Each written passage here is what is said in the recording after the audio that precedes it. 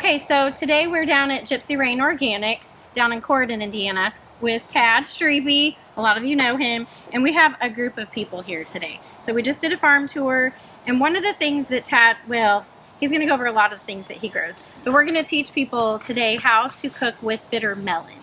So this melon is bitter.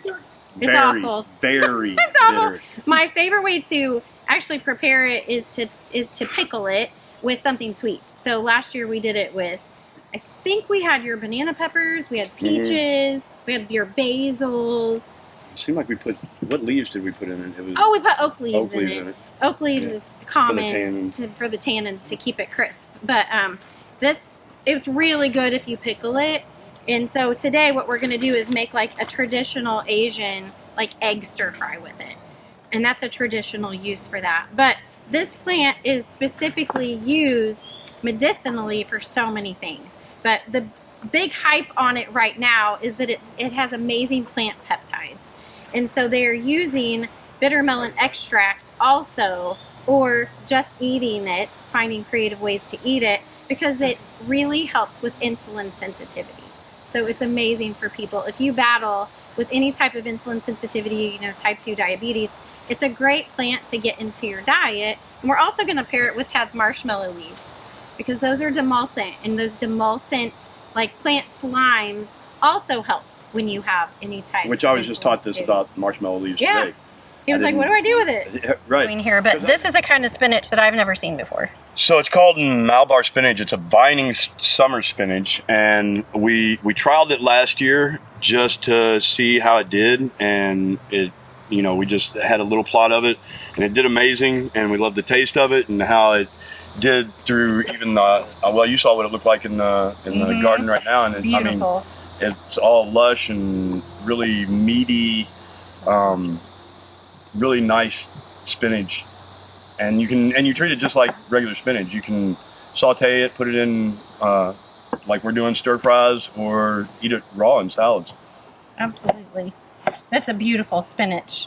It had so much slime to it that it'd be amazing if someone had like dry conditions in their body. It's just wonderful. It almost felt like a lotion in your mouth. It was wonderful. Then we're going to pair it with all of his different types of basil. Yeah, so we grow I think it's 5 different types of basil. So there's going to be cinnamon basil, lemon basil, blue spice basil, Genovese, and holy basil. So good. You just can't get enough basil. Yeah, and I like a lot of people. I love all the basil. I mean, even just cutting it and letting it air dry in your house and making the house smell like basil is awesome. It's wonderful. And basil is a very specific medicine for nausea. So it's great if you struggle with any type of nausea, or you get a stomach bug, or you have morning sickness, any of that stuff. It's great to pair with mint, basil and mint. It's wonderful. So we're going to chop this up, and because these are at this stage, you can still eat those seeds. If this was in an older stage, this would turn more of a pink or a dark red, and then you'd want to scoop that out. But these are the perfect stage to chop up, and then you get all that nutrition that's in the seeds too, and it gives it a crunch. So it's fabulous. Then we're going to put some wild carrot in there, which I'm so excited because wild carrot tastes like carrots. We'll do some wild carrot greens and some of the wild carrot flowers when they're at that level. And then Tad also has a wild green that grows that's called galansoga.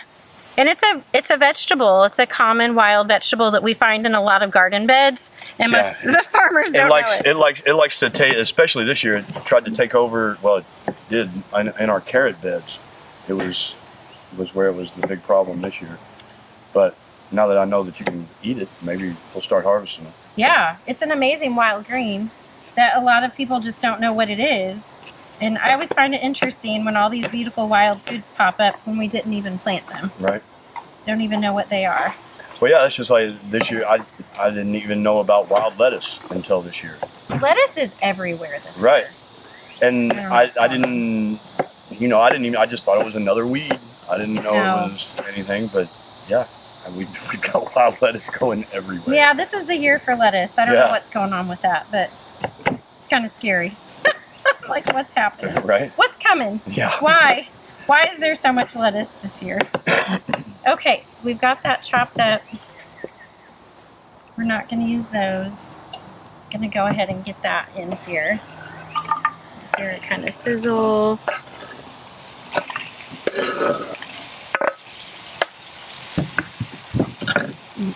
And then this is just tarragon that you put in there too. Yeah. Nice. Tarragon. Yes. Tad's growing tarragon. I love that plant. You would just have, how many spices are you growing altogether? Somewhere in the neighborhood of, I don't know, 12 or 13 different types of spices. Mm-hmm. More than that if you count every different type of basil that we grow. Absolutely. And spices are amazing medicine. Yeah, because we grow, from fennel to tarragon, oregano, thyme, rosemary. What else are we growing? I know I'm forgetting some stuff. But yeah, we grow, and then lots of garlic. Lots of garlic. Lots of garlic. Do you grow different varieties? Yeah, we usually grow a hard neck and a soft neck. It's usually music is the hard neck that we grow, and then this year it was red Reticillium. Okay, never heard of that before. That we it's got a really strong. It's not real good for storage. Okay. It doesn't store real well, but if you want that real strong garlic flavor, it's really, really pungent garlic. Do you get garlic mustard along your farm? Yeah, I've seen it before. Mm-hmm. Not a lot of it, but I have seen it before. I wondered. I love garlic mustard. I like to make salad dressings and vinaigrettes out of it. Nice.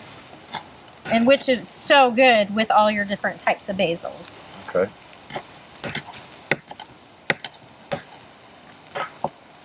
Oh my gosh, can you smell that? Yeah. So when you're... that's one of my favorite things to do in the garden is go and trim the flowers off, trim the basil up, because, just sticking your hands in it and it smells like basil all around you. You can't get more medicinal than that. And when you're cooking with bitter melon, you want a lot of essential oils because you want to give it the flavor of the essential oils, because the flavor of the bitter melon is pretty bitter. So, and if you're not pretty bitter, it's really bitter. So we're going to use some coconut aminos with that and give it some like a sweet, salty flair. Yummy. And then put that yummy spinach in there. But I want to do that last because I don't want that to cook up real fast. We'll put some wild carrot flowers in there. Get some of those in there because they give it such a fun carrot flavor. There's your Queen Anne's lace, Mom. Your Queen Anne's lace. I never thought about eating it. Oh, it tastes like carrots. Does it really? Yeah. That's what they call it, carrot flower. If you grow carrots right next to this, you wouldn't know the difference when it goes to flower. Now, the root is terrible. You can't eat that. Okay. I've tried. Like, that is not working. Then we're just going to put some sweet peppers in there. I thought maybe I could pickle them or, like, ferment them. You can't. You can't do it. No, they're rock hard. They're, like, petrified. I like the seeds, so. Oh, yeah. So how many people come and get bitter melon from you now that they know how medicinal it is? I don't have a lot of people coming to the farm and actually getting it, but down at the farmer's market, people, a lot of people are really interested in it, and they'll come down and buy one and are experimenting with how to do anything with it. So I'm sure this will help a lot of people too, as far as, coming up with ideas on how to mask the flavor of bitter melon. Yeah. Well, unless you're my wife or Angela here, who can just take a bite out of a bitter melon like it's your job. No way. Let's do some.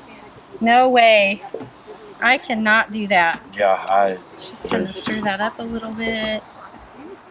Get that going. Saute it. Not already. Isn't that beautiful? Look how pretty that is.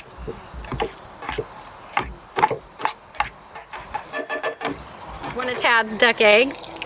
Want to tell them about the difference in duck and eggs? Oh man, so I didn't realize that. You know, I'd always heard duck eggs are great and all that, but I'd never really had duck eggs. And so we got ducks and finally started getting eggs. And we, I forget what it was. I think we just had breakfast one morning and used duck eggs instead of chicken eggs. Look at those yolks.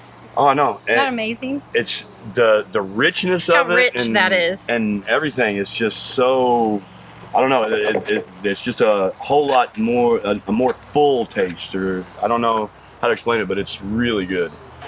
And yeah, I mean, whenever possible, we use duck eggs in place of chicken eggs. Absolutely. Your quail eggs. Yeah, the quail eggs are really fun. The kids like them. The boys like them hard boiled. Well, I say hard boiled, but we put them on the smoker and smoke them till they're like hard boiled, and just throw them in the refrigerator. You smoke quail eggs? Oh man, that would be so good. Then the kids can just grab them out of the refrigerator and eat them as a snack. That would be so yummy. But the quail eggs are really interesting, and quail, they're weird birds anyway. But quail their internal body temperature is high enough that they can't even contract salmonella. So you could never get salmonella from a quail egg. It's interesting. No matter what happens. And they've got a certain protein in them that kind of that makes it act the same way as like local honey. Yeah. It helps with seasonal allergies. Uh-huh. So if you're eating eggs that are grown or produced in the same area that you live, it helps against your seasonal allergies. So also. people who have high histamine towards eggs can eat quail eggs then. Exactly. Way better.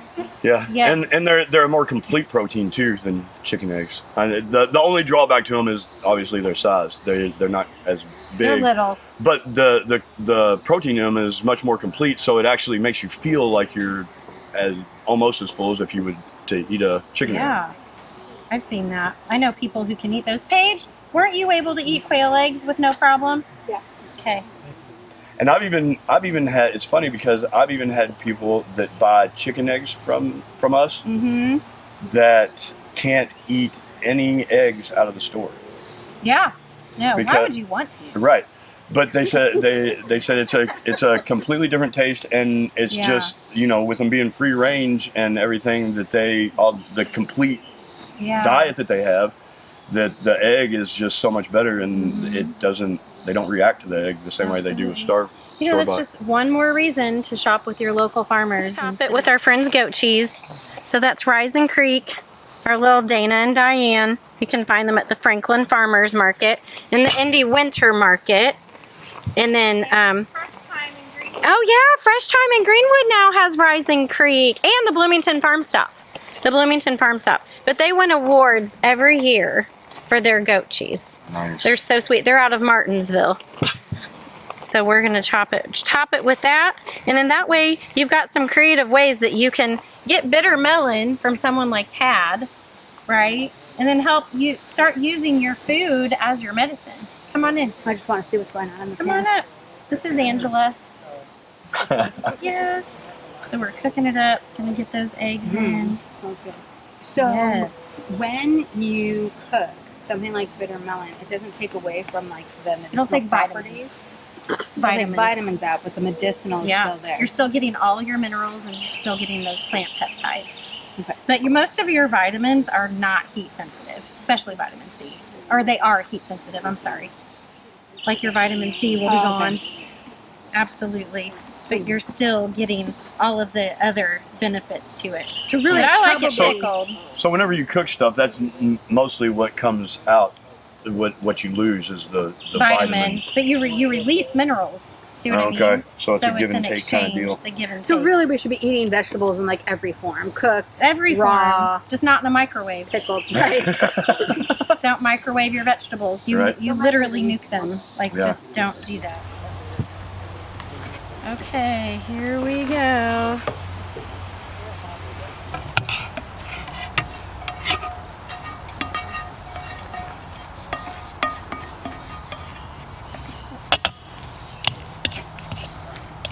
Now, let's top it with some goat cheese. It's jalapeno goat cheese.